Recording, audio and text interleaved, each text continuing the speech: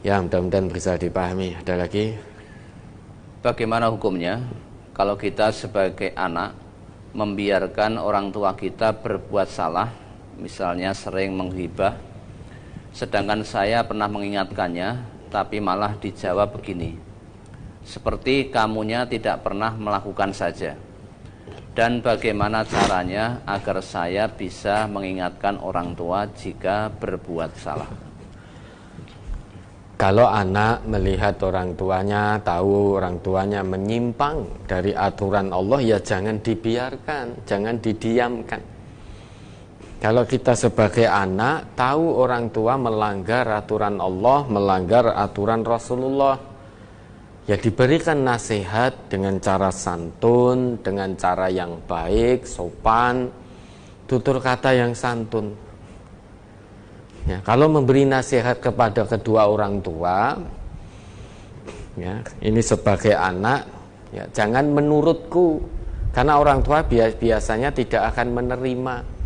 Kalau kita sebagai anak memberikan pelurusan, memberikan nasihat atas perbuatan keliru orang tua kita, kalau menurutku Pak, ini menurutku ngene, ya itu keliru. Orang tua biasanya tidak akan menerima. Karena biar bagaimanapun di hadapan orang tua, kita tetap sebagai anak yang dianggap tidak lebih tahu daripada orang tuanya. Kalau kita mengatakan menurutku, orang tua biasanya akan menjawab, ngertimu apa to lele, ngertimu apa to nduk ono ngandani wong tua. Maka bagaimana? Ya, nasihati dengan ayat-ayat Allah, nasihati dengan hadis-hadis Rasulullah, dengan cara yang santun, tutur kata yang sopan, tidak membentak-membentak, tidak dengan nada tinggi. Lihat situasi dan kondisi hati orang tuanya dulu. Jangan baru ada masalah, kesel, lelah, penat, pulang dari kerja, terus kemudian ngerumpi, ghibah, langsung jenengan masuk di situ. Apalagi menurutku, nah, orang tua nggak akan terima, terus marah-marah. Lah kebetulan ketika panjenengan beri nasihat orang tua tadi jangan ghibah, orang tuanya juga sering mendengar nek putranya atau putrinya tadi juga sering rasan-rasan. Ya tentu apa yang menjadi nasihat panjenengan tidak akan diterima. Bagaimana kita memberikan nasihat tentang sesuatu, dalam hal ini misalkan tentang jangan ghibah, di satu sisi kita juga sering ghibah. Lah orang yang kita beri nasihat sulit akan menerima. Lah kok kowe ngandani aku, ojo ghibah, ojo rasan-rasan. Lah kowe dhewe ya kerep rasan-rasan. Kan tadi dikatakan begitu. Seperti kamu tidak pernah melakukannya saja, kan begitu tadi bapaknya. Maka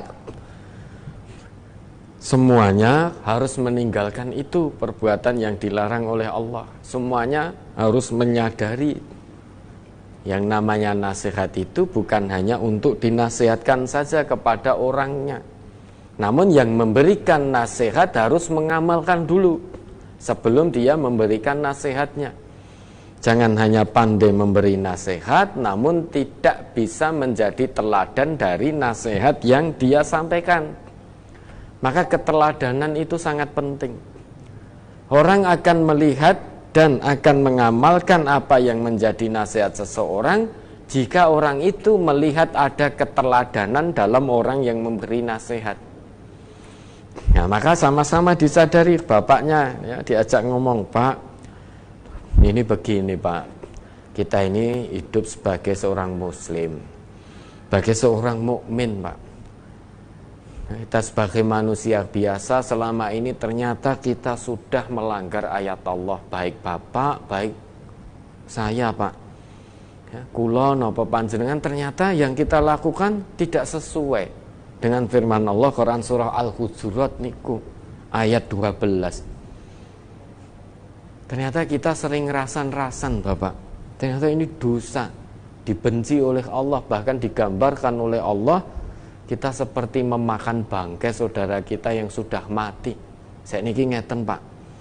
Baik saya, kula ataupun panjenengan tentu andai saat ini di hadapan kita di hadapan kita, di depan kita didatangkan mayat saudara yang sudah mati, artinya mayat, kemudian kita diminta untuk makan, kan mesti kita jijik, Pak. Tidak mungkin kita akan makan. Wong manusia hidup saja kita juga jijik untuk memakan, apalagi manusia yang sudah mati. Tentu kita lebih merasa jijik.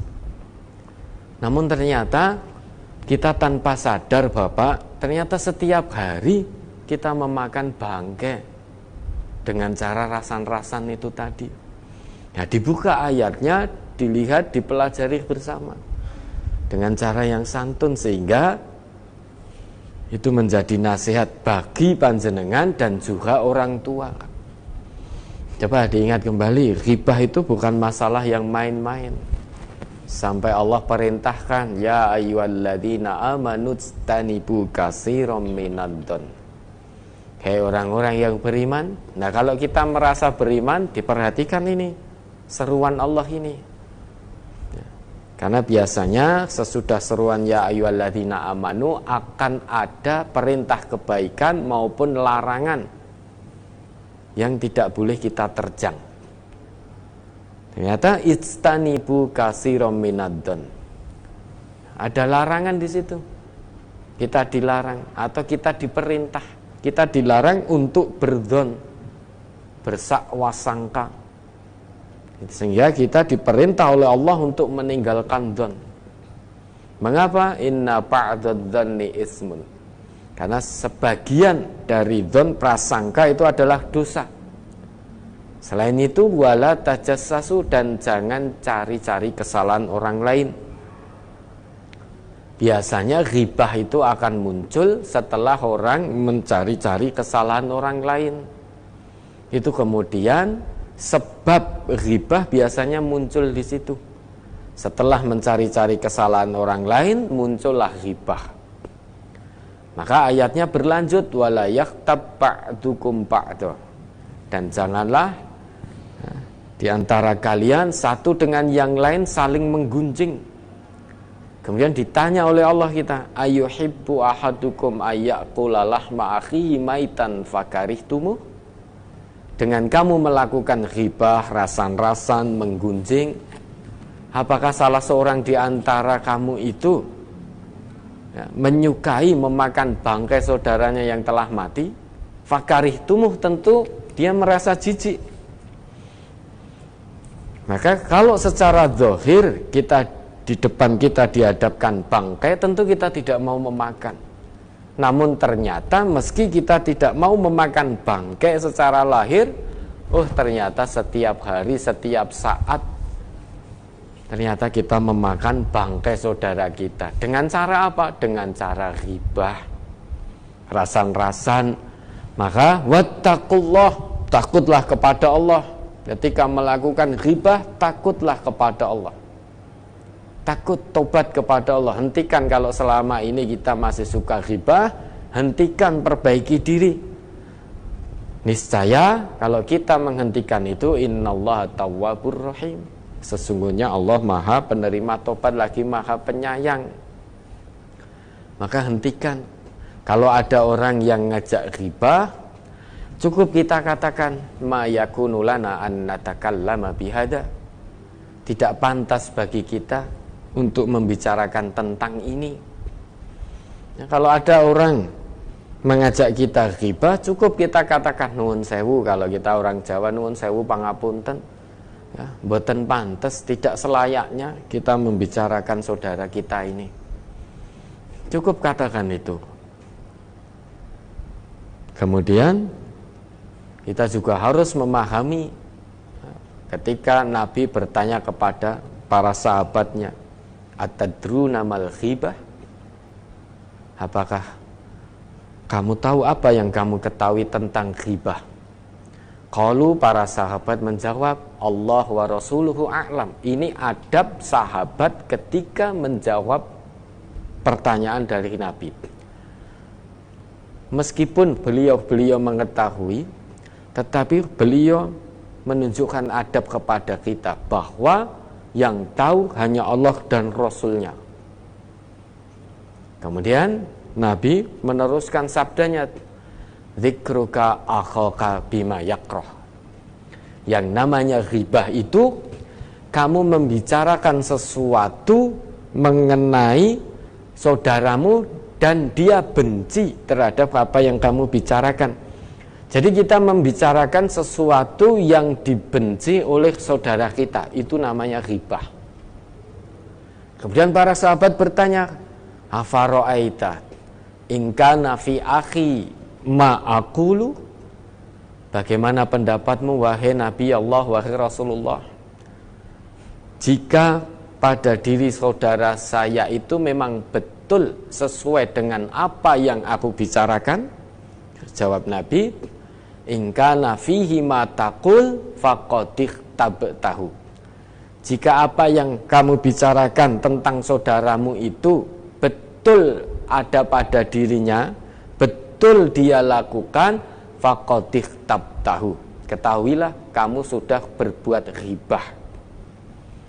Jadi kita membicarakan aib saudara kita, padahal betul di situ ada pada saudara kita dan dia melakukannya. Ketahuilah kita sudah berbuat ghibah.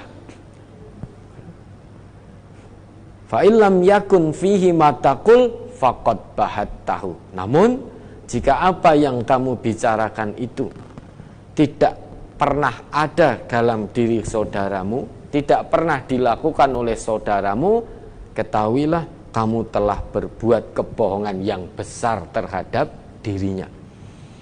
Nah, ini luar biasa Islam menjaga hati, antar hati sesama hamba Allah yang beriman sama hamba Allah yang muslim. Luar biasa. Sampai-sampai kita membicarakan sesuatu dan itu ada pada diri saudara kita, itu kita tidak boleh, itu dikatakan ghibah. Apalagi sampai kita membicarakan sesuatu yang tidak pernah dilakukan oleh saudara kita. Fitnah, kebohongan yang besar. Ini dalam rangka Islam ya, menjaga hati sesama mukmin agar terus bertaut. Maka dijaga seperti ini. Nah, ini teori ya. Ini teori kebenaran Islam dalam Al-Quran, dalam sunnah-sunnah Nabi. Teori mudah tersampaikan, tinggal prakteknya. Yang sulit itu prakteknya. Siapa yang bisa mempraktekkan? Yang bisa hanya hamba-hamba Allah yang khusyuk hatinya. Siapa itu yang khusyuk hatinya? Apa itu khusyuk? Khusyuk itu maknanya kalau diterjemahkan dalam bahasa Arab, khusyuk itu al-khudu'u wat-tawadu', itu khusyuk. Apa itu al-khudu'? Khudu' itu berserah diri, jiwa dan raga secara total kepada Allah disertai dengan kerendahan hati, at-tawadu'. Maka al-khusyuk dimaknai al-khudu'u wat-tawadu'. Jadi penyerahan diri, jiwa dan raga secara total disertai dengan kerendahan hati kepada Allah. Itu namanya khusyuk. Nah, maka mari kita tanya nurani kita. Mungkin semuanya di antara kita ini pernah ghibah. Bahkan tadi mungkin sebelum kita kajian ini pun juga pernah melakukan ghibah tanpa kita sadari atau kita sadari. Segera kita bertobat kepada Allah. Nah, tadi kalau melihat orang tua sering ghibah, maka dinasehati, diajak untuk sama-sama membuka ayat Allah, membuka hadis-hadis Nabi, sehingga panjenengan yang memberikan, yang mengingatkan orang tua juga diingatkan oleh ayat dan hadis yang dibaca, ayat dan hadis yang dipelajari, sehingga sama-sama baik anak maupun orang tuanya sama-sama taslim kepada ayat-ayat Allah dan juga hadis-hadis Rasulullah. Ya, ada lagi.